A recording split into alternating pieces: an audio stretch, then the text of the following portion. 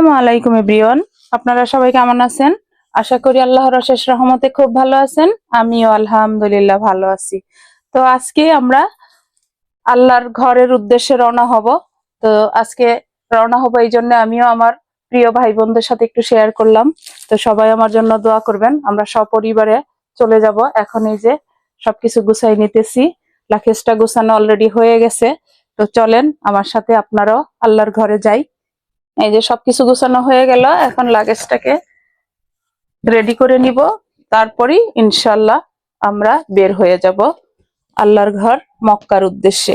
তো প্লিজ আমার ভাই বোনেরা সবাই দোয়া করবেন আমাদের জন্য, আমরা যেন সহি সালামতে যেতে পারি এবং ওমরা পালন করতে পারি। এই যে আমরা চলে আসলাম, বাসে ওঠার জন্য রেডি হয়ে যাচ্ছি।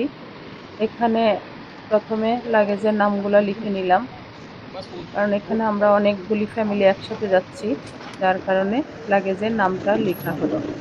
এখন এই যে বাসে উঠায় নেওয়া হলো। তো এখনই উঠে যাব বাসে। এই যে উঠে গেলাম আমি বাসে। আমরা সবাই একসাথে উঠে পড়লাম। একটু পরেই আমাদের বাস চলতে শুরু করবে, আর আমরা আমাদের গন্তব্যস্থান মক্কা চলে যাব। التوقف الثالث في اللقاء 40 دقيقة. خلاص يا اخوان؟ أرجو إن احنا نتعاون معاه. هنا أخرنا بسبب عائلة، بس يلا الحمد لله عشان ما نتأخرش تاني. اللي بيتأخر هيتأخر على الجميع، مش هيتأخر علينا احنا، هنتأخر على زمايلنا. أرجو منكم موافقة. এই তো বাস চলতে শুরু করলো। তো আমার প্রিয় ভাই বোনেরা, এই আমার মক্কা জার্নিটা হবে 3টা পার্টে। এই 3টা পার্ট আপনারা অবশ্যই দেখবেন আশা করি। আর যদি ভালো লাগে তাহলে কমেন্টসে জানাবেন এবং সাবস্ক্রাইব করবেন, আমার পাশে থাকবেন।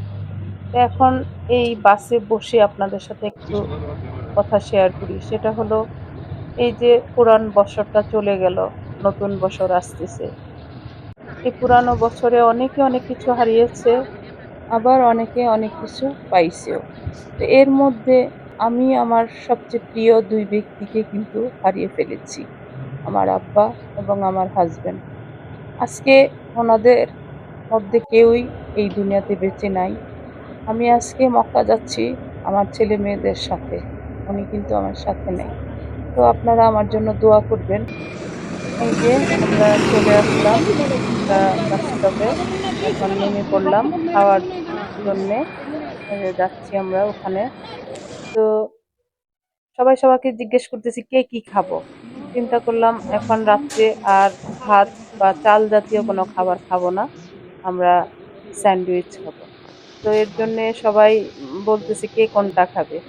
আমার মেয়ে বা ছেলের বউয়েরা বলতেছে বিগ সাইজ খাবে, কেউ বলতেছে ছোটটা খাবে।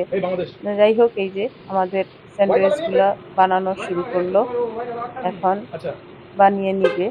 তো দেখেন মাশাআল্লাহ, খিদাও আছে পেটে, এখন দেখে কিন্তু অনেক খেতে ইচ্ছে করতেছে। মানে বানানোর সাথে সাথেই খেয়ে নেব এমন একটা ভাব হচ্ছে। তো যাই হোক, আজকের ভিডিও যদি আপনাদের কাছে একটু ভালো লাগে তাহলে অবশ্যই চ্যানেলটাকে সাবস্ক্রাইব করবেন আর আমাকে কমেন্টসে জানাবেন আর আমার পাশে থাকবেন। আমি একটা কথা আপনাদের কাছে কিন্তু বারবার বলি, দেখেন মাশাআল্লাহ স্যান্ডউইচ গুলা বানানো হয়ে গেছে।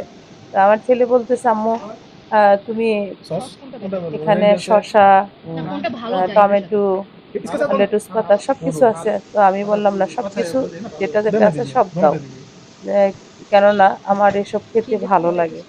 তো সেটাই আমাকে জিজ্ঞেস করলো, আর এই যে দিয়ে দিতেছে। আমরা নিয়ে নিলাম, খাওয়ারটা শেষ করে ফেললাম, খেয়ে এখন আবার গাড়িতে উঠে বসলাম, গাড়িটা চলতে শুরু করলো।